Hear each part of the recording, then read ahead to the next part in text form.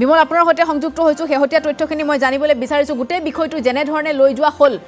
গোটেই মেকানিজমটো যেনে ধৰণে আসলতে কৰিলে ডিব্ৰুগড় আৰক্ষীয়ে গতিকে ডিব্ৰুগড় আৰক্ষীৰ ওপৰত বিভিন্ন ধৰণৰ অভিযোগ এতিয়া উত্থাপন হৈছে বিভিন্ন প্ৰশ্নৰ উত্থাপন হৈছে সুমিত তাৰ্কিক বৰাৰ প্ৰসংগত এইকেইদিন সকলোকে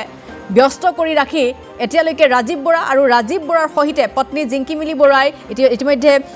অগ্ৰিম জামিন লাভ কৰাৰ খবৰো পোহৰলৈ আহিছে জিংকিমিলি বৰুৱাই কিন্তু ৰাজীৱ বৰাই মুহূৰ্তলৈকে ক'ত আছে সেই কথাখিনিয়ে ডিব্ৰুগড় আৰক্ষীয়ে জানিব পৰা নাই গতিকে ক'ৰবাত নহয় ক'ৰবাত স্ক্ৰিপ্ট লিখা ধৰণে গোটেই বিষয়টো আগুৱাই গৈ আছে নেকি বিমল যে এটাৰ পাছত এটা ষ্টেজ এনেধৰণে সেটেল কৰি যাব অসম আৰক্ষীয়ে বিমল চাওক জিংকিমিলি বৰাই কালি ইতিমধ্যে অগ্ৰিম তেওঁ ইতিমধ্যে অন্তৰ্বৰ্তীকালীন জামিন তেওঁ লাভ কৰিলে আৰু সেই অগ্ৰিম জামিনৰ ক্ষেত্ৰত তেওঁক ইতিমধ্যে এটা নিৰ্দিষ্ট সময় বান্ধি দিয়া হৈছে কিন্তু ৰহস্যজনক কথা গোটেই বিষয়টোত ৰাজীৱ বৰা পাৰ্চেলিয়াৰ তেওঁ এগৰাকী বিনিয়োগকাৰী তাৰপিছতো কিন্তু ৰাজীৱ বৰাক আৰক্ষীয়ে আজিলৈকে নিবিচাৰিলে পাৰ্চেলিয়াত কিমান ধন বিনিয়োগ কৰিছে কিমান ধন ক'ৰ পৰা আহিল তেওঁ এগৰাকী MR মেডিকেল ৰিপ্ৰেজেণ্টেটিভ এগৰাকী যুৱক তাৰ পৰা আহি তেওঁ কেনেদৰে এটা মেডিচিন কোম্পানী খুলিলে কেনেদৰে বিলাসী এটা এখন হোটেলত তেওঁ কেনেদৰে ইয়াৰ ওপেনিং পাতিলে ডক্টৰ যিসকল চিকিৎসক আছে সেই চিকিৎসকসকলক তাত ধন বিনিয়োগ কৰিবলৈ আৰু তাৰ পৰা তেওঁলোকৰ দৰৱসমূহ লিখিবলৈ তেওঁলোকে কেনেদৰে গোটেই কাৰবাৰটো আগবঢ়াই লৈ গ'ল এই কথাবোৰ জনাৰ প্ৰয়োজন আছিলে তদন্তৰ খাতিৰত কিন্তু অতি ৰহস্যজনক কথা যে ডিব্ৰুগড় আৰক্ষীয়ে আজিলৈকে কিন্তু সেইগৰাকী অভিযুক্তক বিচৰাৰ প্ৰয়োজন বোধ নকৰিলে ডিব্ৰুগড়তে আছিলে তেওঁ আৰু এতিয়াও আমাৰ হাতত থকা তথ্য মতে তেওঁ এতিয়াও অসমতে আছে ডিব্ৰুগড়ৰ ওচৰতে আছে আমাৰ হাতত থকা তথ্য মতে কিন্তু আৰক্ষীয়ে নিবিচাৰে আৰক্ষীয়ে বিচাৰিলেই তেওঁ গুচি আহিব কিন্তু আৰক্ষীয়ে বিচৰা নাই কিয় বিচৰা নাই আৰক্ষীৰ তদন্ত প্ৰক্ৰিয়া ইমানতে কি শেষ হ'ল বুলি ভাবে নেকি আৰক্ষীয়ে আৰু একো কথা জানিবলগীয়া নাথাকিলে তেওঁলোকৰ কিন্তু আৰক্ষীয়ে নিবিচাৰে এতিয়া আৰক্ষীয়ে নিবিচাৰে কিয় যদি আমি কাৰণটো ভাবো তেতিয়াহ'লে এটাই কাৰণ হ'ব পাৰে যে তেওঁক জামিন ল'বলৈ সুবিধা দিয়া হৈছে ডিব্ৰুগড় আৰক্ষীৰ যিটো সীমা সেই সীমাৰ দাঁতিকাষৰীয়া এটা অঞ্চলতে আছে বুলি আমাৰ ওচৰত খবৰো আছে ইতিমধ্যে তেওঁ বিভিন্নজনৰ যোগেদি আত্মসমৰ্পণৰ চেষ্টাও চলাই আছে যিজন মানুহে পলাই থাকো বুলি ভবা নাই আহিম বুলি ভাবি আছে তেওঁক এতিয়া আৰক্ষীয়ে নিবিচাৰে গতিকে কথাবিলাক এনেকুৱা হৈছে যে তেওঁক কালি যেতিয়া সুমি আৰু তাৰ্কিকক তেওঁলোকে পুনৰ জিম্মা লোৱাৰ প্ৰয়োজন বোধ নকৰিলে গোটেই ঘটনাটোৰ মাষ্টাৰ মাইণ্ড সুমি বৰা কিন্তু সুমি বৰাৰ লগত হাজবেণ্ড হ'ল তাৰ্কিকৰ ভাতৃ অম্লানক কিন্তু তেওঁলোকে 7 দিন আৰক্ষী কাষ্টডি লয় আৰু মূল ঘটক যি সুমি বৰাক কিন্তু তেওঁলোকে 5 দিনহে লয় এইটো হ'ল কাৰবাৰ ইয়াৰ পিছত কি ক'ব কি আশা কৰিব এই আৰক্ষীৰ পৰা যে আমি কিবা তদন্তত বা কিবা এটা সুফল ৰাইজে পাব এই তদন্ত সঠিক দিশত যাব এই তদন্তই কাৰোবাক ন্যায় দিব এইবোৰ এতিয়া একোটা আশাৰ টোপোলা হৈ থকা বাদ দি আন একো হৈ থকা নাই ইয়াৰ সমান্তৰালকৈ যদি চাওক যিগৰাকী মূল অভিযুক্ত কেইজন আছিল মূল অভিযুক্ত কেইজনৰ ভিতৰত সুমি বৰা 1 নম্বৰ বিশাল 2 নম্বৰ বিশালক তেওঁলোকে জেৰা কৰিলে বিশালৰ পৰা তথ্য পালে বিশালক সুধিলে বাৰু হ'ল সুমি বৰাইতো তদন্তত একো সহযোগিতা কৰা নাছিল নকৰিলে হয় তাৰপিছত সহযোগিতা নকৰা সুমি বৰাক তেওঁলোকে পুনৰ প্ৰয়োজন হোৱা নাছিল নেকি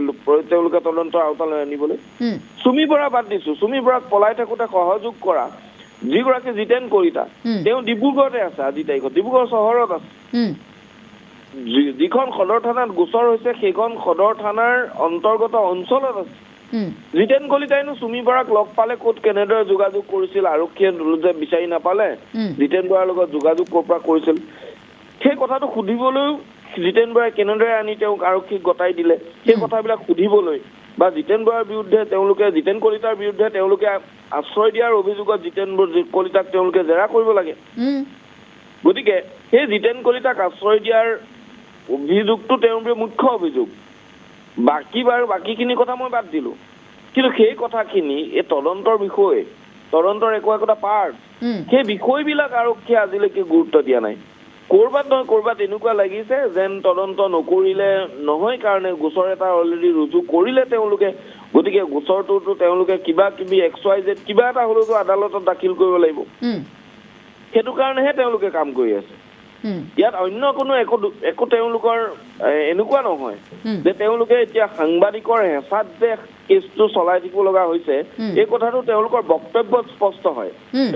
এজন চিকিৎসকে যিগৰাকী আয়োগৰাকীক ফোন কৰিলে যে সেইটোৱে বিমল চাওক আপুনি যদি ক'ৰবাত এটা নিষিদ্ধ ঘোষিত সংগঠনৰ কাৰোবাকে হাতকেৰিয়া পিন্ধাবলৈ সক্ষম হয় আৰক্ষীয়ে ক'ৰবাত অস্ত্ৰ শস্ত্ৰ মাৰণাস্ত্ৰ জব্দ কৰে তেতিয়াতো অসম আৰক্ষীৰ মুখ্য কাৰ্যালয়ত আপোনাৰ ডাঙৰ ডাঙৰ সংবাদমেল পাতি প্ৰতিটো সংবাদ মাধ্যমৰ সন্মুখত তেওঁলোকে সেই কথাখিনি কয় কি তথ্য পালে কি নেপালে আজি ৰাজ্য কপাই যোৱা এটা বৃহৎ কেলেংকাৰী ২,০০০তকৈ অধিক কোটি টকাৰ এই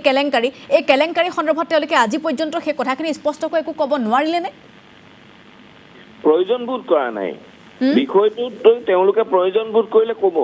কাৰণ ইয়াত তেওঁলোকৰ ডিছক্ৰেডিট আছে ক্ৰেডিট নাই প্ৰতিটো কথা সমালোচনা হ'ব লগা হৈছে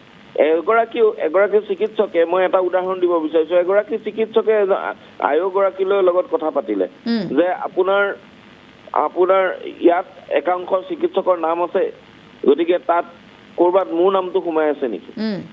আয়োগগৰাকীয়ে চিকিৎসকগৰাকীক উত্তৰ দিলে যে কোন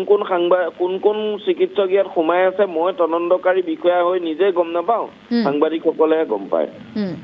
সাংবাদিকে কেনেকে গম পায় মই নিজে আয়োগ হৈ গম নাপাওঁ অৰ্থাৎ এতিয়া আৰক্ষীৰ অৱস্থিতি আৰু যিসকল সাংবাদিকে এই গোচৰটোৰ লগত জড়িত হৈ আছে তেওঁলোকৰ অৱস্থিতিৰ এটা তফাত আছে তেওঁলোকে কোনে কিমান ইনভেষ্টিগেশ্যন কৰিছে আয়োগগৰাকীয়ে খুদ নেজানো বুলি স্বীকাৰ কৰিছে ঠিক আছে ডক্টৰসকল নাই কিন্তু আয়োগগৰাকীক এইটোও আমি সুধিব বিচাৰিছো যে সাংবাদিকৰ যেনিবা ভুল আছিলে কিন্তু আপোনালোকে কি কাৰণে চুমি বৰাক পুনৰ জিম্মা নোলোৱাকৈ তেওঁলোকক যাবলৈ দি দিয়া হ'ল কি কাৰণে আজিলৈকে 52A IPC মতে অভিযুক্ত হ'ব লগা জিতেন কলিতাক আপোনালোকে আজিলৈকে সোধপোছ নকৰিলে কি কাৰণে আজিলৈকে ৰাজীৱ বৰাক আপোনালোকে এবাৰো বিচাৰি নগ'ল ৰাজীৱ বৰাই আত্মসমৰ্পণ কৰিবলৈ চেষ্টা কৰি থকাৰ পিছতো কিয় সেই আৰক্ষীৰ ওচৰলৈ আহি তদন্তত সহযোগিতা কৰিব বিচাৰে কিন্তু সেইজন লোকক আজিলৈকে আৰক্ষীয়ে বিচৰা নাই কিয়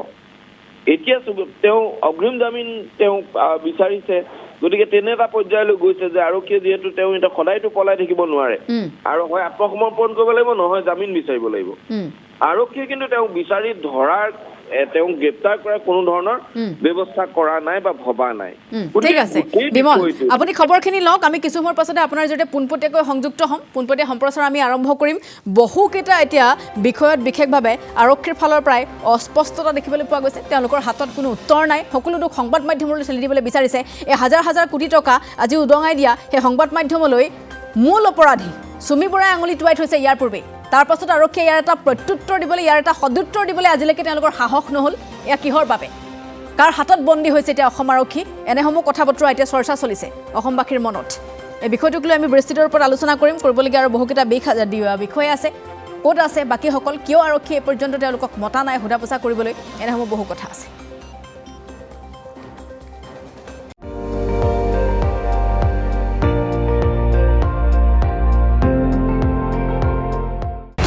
আপুনি চাই আছে ND24 সৰ্বশ্ৰেষ্ঠ নহয় সৰ্বোত্তমৰ দৌৰ